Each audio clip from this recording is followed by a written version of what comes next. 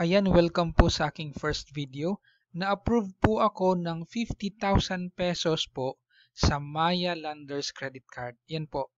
Kung nakikita ninyo, yung part na yan ay 50,000 pesos po yung available credit limit na ibinigay sa akin ng Maya Landers Credit Card. Ayan, ito nga pala yung pinakauna kong video sa aking channel. Kasi sa sobrang tuwa ko na unexpected na-approve ako sa Landers Credit Card. Marami akong sinesearch before sa YouTube na about sa Landers kung paano sila na-approve. So, yung experience ko ay ituturo ko sa inyo yung mga nangyari, bakit na-approve at kung paano ko in-apply. Ang nangyari noon, pag open ko sa aking app, ay may lumalabas sa Maya account ko na ito nga yung Landers na advertisement nila. And then may nakalagay dun na apply. So ang nangyari, na-click ko yung apply, and then nag-search muna ako sa YouTube. May nakikita ako sa kay Ate Red at saka kay Pat Quinto na si Pat Quinto nabigyan ng almost 1 million na credit limit. And then sinubukan ko lang. Ang nangyari, kiniklik yung apply, and then napadpad ako dun sa website ng landers.ph. Ito yun. Ang ginawa ko ay nag-apply membership ako sa Landers kasi yung nakikita kong review kasi doon, kailangan muna daw, mas priority daw kapag meron kang Landers credit card, Landers membership. So since wala naman ako noon, hindi ko nga alam yung Landers kung saan yun, nag-apply ako ng Landers membership. Sinubukan ko lang and may bayad na 500 pesos. Ito yung nakikita ninyo. Hindi ko pa na-try yung Landers talaga. Hindi ko pa nakita yan sa mall or ano ba yan. Kasi sabi daw, it's a supermarket. Pero yun, tinry ko lang. Bumili ako ng, nagbayad ako ng 500 peso for membership ng Landers membership. And ang sinabi is, waiting for approval kung ma-approve sa credit card. Ito yung nakita ninyo, ito yung part na to, nakalagay your details have already been submitted. Nung time na nag-apply ako sa Landers membership card ng Maya Credit, ito ang nakalagay, date applied October 4, 2024.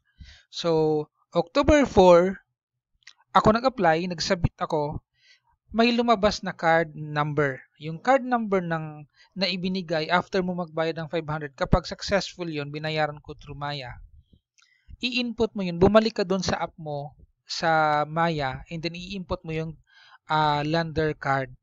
Kapag ka na-input mo na yung Lander membership card mo, ang sasabihin ng Maya ay mag-wait ka ng approval kung ikaw ay approve sa credit card.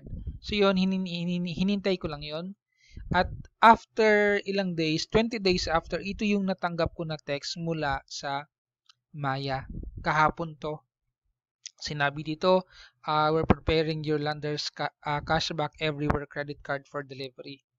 So ang nangyari, 20 days, may lumabas na notification sa app ko na kailangan kong i-update yung aking app para lumabas yung credit limit na in-approve ng Maya credit card. So yun, in-update ko yung app. Ang nangyari, nung time na yon na na-approve ako sa credit card ng Maya, 62 pesos lang yung laman ng aking Maya wallet. So yun, na-click ko tong cards para ma-update ko yung interface niya kasi yun yung notification. At ito yung lumabas. Okay? Ang credit limit na binigay sa akin ay 50,000 pesos.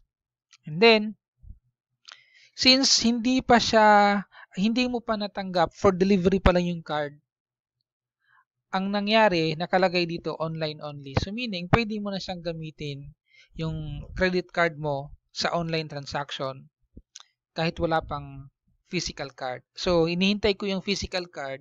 Kapag matanggap ko na ulit yon, yung pangalawa, gagawa ako ng pangalawang video kapag natanggap ko na yung physical card mula sa Maya.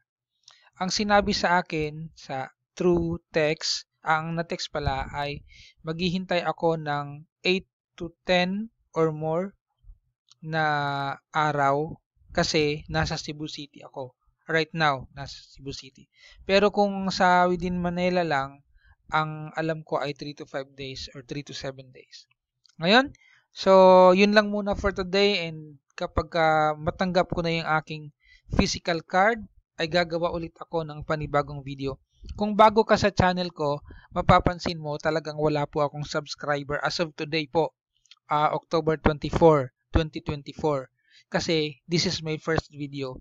Gusto kong subukan na igawa ng compilation yung journey ko sa credit card or sa kahit anong mga bagay like produkto na pwede kong gawa ng video at ma-share dito po sa YouTube.